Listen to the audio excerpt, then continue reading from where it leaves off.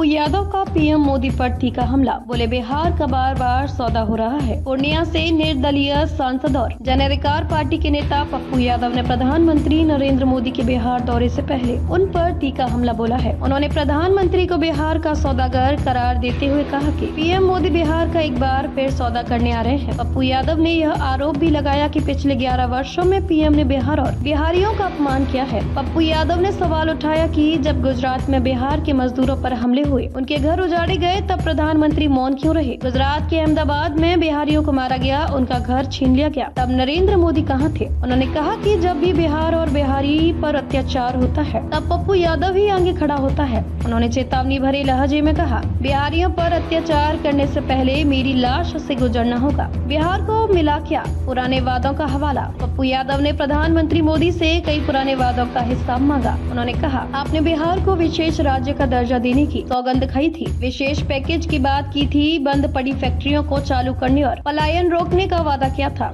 इन वादों का क्या हुआ? उन्होंने आरोप लगाया कि केंद्र सरकार ने बिहार के साथ केवल चुनावी राजनीति की है और असल मुद्दों से आंख मूंद रखी है। बिहार की जनता के साथ धोखा हुआ है। उन्होंने दोहराया, कृषि, शिक्षा और रोजगार पर भी उठाए सवाल। सांसद ने बिहार में मक्का की कीमत को लेकर भी केंद्र पर निशाना साधा। पंजाब में मक्का 2500 रुपए प्रति क्विंटल बिक रहा है, जबकि बिहार में किसानों को सिर्फ 1600 से 1700 रुपए ही मिलते हैं। यह अन्याय नहीं तो क्या है? उन्होंने मांग की कि प्रधानमंत्री बिहार के किसानों के अधिकार और हिस्सेदारी की खुली घोषणा करें। शिक्षा व्यवस्था पर भी पप्पू यादव ने सवाल उठाते हुए कहा कि यूपीएससी, बीपीएससी और एसएससी जैसी परीक्षाओं में लगातार पेपर लीक हो रहा है और केंद्र सरकार चुप बैठी है। उन्होंने इन मामलों में सख्त कार्रवाई की मांग की। अग्निवीर योजना रद्द होनी चाहिए। पप्पू यादव ने अग्निवीर योजना को भी देश के युवाओं के भविष्य के खिलाफ बताया और इसे खत्म करने की मांग की। यह योजना युवाओं को भ्रम और बेरोजगारी में धकेल रही है। इससे सेना की गरिमा भी प्रभावित हो रही है। उन्होंने कहा कि प्रधानमंत्री को इस योजना की समीक्षा नहीं बल्कि इसे रद्द करने का फैसला लेना चाहिए। नीतीश कुमार की मांगों पर भी बोले। उन्होंने मुख्यमंत्री नीतीश कुमार की शिक्षा और विकास से जुड़ी मांगों पर पीएम मोदी को ध्यान देने की अपील की। अगर वाकई केंद्र सरकार बिहार को लेकर गंभीर है तो नीतीश कुमार की मांगों पर सकारात्मक जवाब दिया जाना चाहिए। पप्पू यादव का यह बयान बिहार में आगामी चुनावी माहौल को